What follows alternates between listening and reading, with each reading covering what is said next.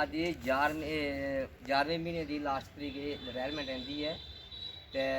ਸਭ ਨੇ ਅੱਗੇ भगवान का इ'यै प्रार्थना है क्योंकि सारे गै जाना है घर ते सारे सुख शांति चाहिदी है दया मेरे कन्नै कृपा कन्नै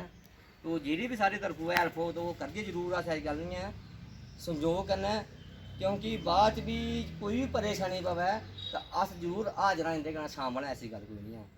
ते मैं भी इन्नी गल आखना चाहना क्योंकि अज गौरमेंट ने इंदे नाल कोई इंसाफ नहीं किया डेली वीर कन्नै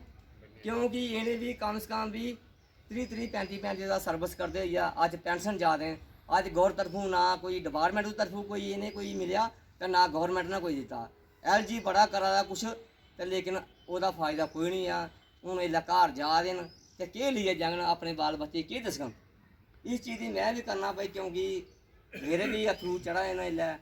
पर लेकिन सारे का इ'यै संजोग है असें रली मिलियै अपनी भैन कड्ढिया भाई ते जेह्ड़ी कोई गलती फलती हो भाई माफ़ करियो भाई देखो अज साढ़े बजुर्ग होई गे न अपने इरीगेशन डिपार्टमेंट चा रिटायर हुई है शुभ नाम हरबंस लाल होर इन्हें 35 साल गोल्डन पीरियड अपना जिंदगी का जोड़ा है वो इस डिपार्टमेंट की देई ओड़ेआ ते बड़ी गै साढ़े डिपार्टमेंट की भी इस चीज़ की सोचना चाहिए जिल्लत बड़ी ज़िंदगी जी है इन्हें महसूस की है क्योंकि अगर इो रेगुलाइज हो ये कम करा दे होंगे तो मिगी लगता इन्हें भी अज फकर कन्नै घर जाना हा इंदे बच्चे भी बड़ा खुश होना हा कि साढ़े पापा आ देन साढ़े फादर साहब आ देन ते अस उनका वेलकम करिए वेलकम तो हूँ भी बेचारे करगन लेकिन मी ये चीज़ दसो कि जिन्हें 35 साल अपनी ज़िंदगी के गोल्डन पीरियड जोड़ा इस डिपार्टमेंट की दे ओड़िया डिपार्टमेंट की तरफ का कोई भी जां उपर हाल कमान का तरफ का इन्हें कोई ऐसी चीज़ नहीं मिली उसके बेनीफिट्स नहीं मिले जियां साढ़े एक साथी होरें आख्या कि जेड़े ने पेंशन जाए करदे देखो पेंशन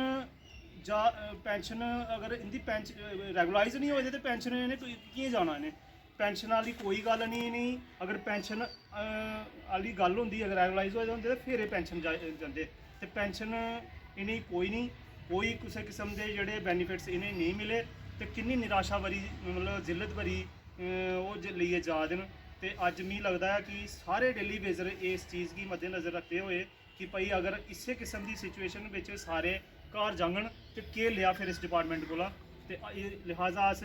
गौरमेंट अगे भी ये अपील करने हैं कि गौरमेंट ने चीज़ दिखनी चाहिए कि जिस बंदे ने अपने कम घर दे छड्डिए सारे इस डिपार्टमेंट वास्ते 35 साल देई ओड़े तो क्या गौरमेंट की नहीं चाहिए कि अगर रीढ़ की हड्डी आखदे न साढ़े डिपार्टमेंट की तो क्यों ना कि हम साढ़े 35 साल के बजुर्ग होइए जा दे ते कि इन्हें रेगुलाइजेशन पॉलिसी दिंदे ते इस करियै अस ये आखने कि कोई गल नहीं फिर भी अस तुहाडे कन्नै शाना बछाना क्योंकि अस तुहाडे भरा हाँ तुस साढ़े बड्डे भरा हो ते तुसें घबराना नहीं तो अपनी जिहड़ी लाइफ है वो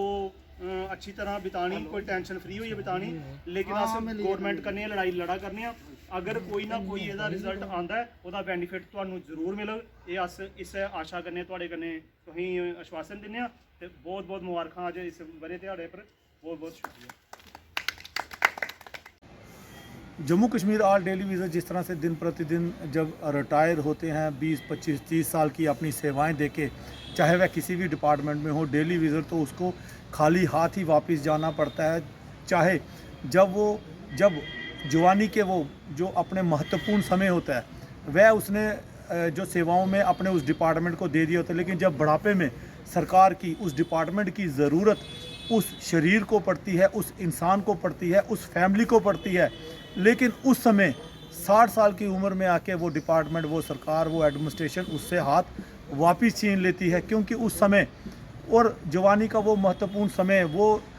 हर टाइम उसने वो सेवाओं का दिया होता है लेकिन जब उस इंसान को ज़रूरत होती है तो डिपार्टमेंट खाली हाथ ही उसको घर वापस भेज देता है चाहे उसके छोटे छोटे बच्चे हों चाहे उसके बच्चों को खाना नसीब हो रहा हो या ना हो रहा हो पिछली सरकारों में ही इस तरह से चलता आ रहा है तो आज तक जो वो बात दस्तूर उस तरह से ही चलता आ रहा है वही डेली वीज़र आज भी जिस तरह से कई डेली वीज़र जो रिटायरमेंट की कगार पर हैं अपने महत्वपूर्ण इश्यूज़ के लिए वह लगातार प्रदर्शन कर रहे हैं कि उनकी तरफ ध्यान दिया जाए वहीं हम एडमिनिस्ट्रेशन से सरकारों से रिक्वेस्ट करते हैं कि इन लोगों को सुना जाए इन लोगों के जो इन्होंने अपनी ज़िंदगियां पूरी किसी डिपार्टमेंट को सहूलियत के लिए दे दी गई है आज भी रिटायरमेंट कहीं रिटायर हो रहे हैं जिसके लिए या डेली विज़िट जो इकट्ठे हो रहे हैं और अपनों से कुछ कलेक्शन दे के उनको थोड़ा बहुत कुछ दिया जाता है कि कम से कम घर में ये जाएं तो खाली हाथ ना जाएं, अपने से 10-10 20-20 रुपए ये डाल के उस डेली विज़िट को कोशिश करते हैं कि कम से कम घर तक वो पहुंच सके, क्योंकि सैलरी इतनी ज़्यादा नहीं है कि उसके पास कलेक्शन होगी, उसके पास बैंक बैलेंस होगा, कुछ नहीं होता है। रिटायरमेंट होती है, फूलों के हार डाले जाते हैं, लेकिन बैंक बैलेंस और जो श्योरिटी के नाम पे जिस तरह से कहा जाए वो उनके पास कुछ भी नहीं होता। डेली विज़िट आज अखनूर में आज कई डेली विज़िट आए हैं, अपने डेली विज़िट कुछ इनके जो रिटायर हो रहे हैं उनसे मिल रहे हैं, उनसे बातचीत कर रहे हैं, उनको रिटायरमेंट पे परेशान ना होने के लिए, और जिस तरह से डेली विज़िट कंधे से कंधा मिलाकर चलते हैं, क्योंकि इनका कहना है कि सब डेली विज़िट हैं, सब हम लोग चाहते हैं कि हम इनके साथ में रहें, हम इनके साथ आगे बढ़ें, क्योंकि कई ऐसी मुश्किल हालात होते हैं, मुश्किल हालातों में ये एक दूसरे का साथ देते हैं। जिस तरह से मैंने कई स्टोरीज़ चलाई हैं कि जब घर नहीं होते, इनके घर टूटे होते हैं, क्योंकि 3000 5000 7000 9000 तक पहुँचते पहुँचते इनकी पूरी ज़िंदगी निकल गई, और उस ज़िंदगी में इतने महत्वपूर्ण इतने मुश्किल समय इन लोगों ने देखा, और आज जिस तरह से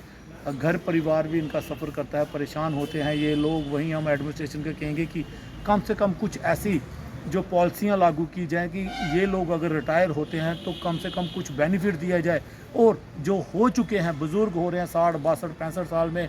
और उनको भी जो कुछ ना कुछ दिया जाए, ताकि कम से कम उनको भी ये लगे कि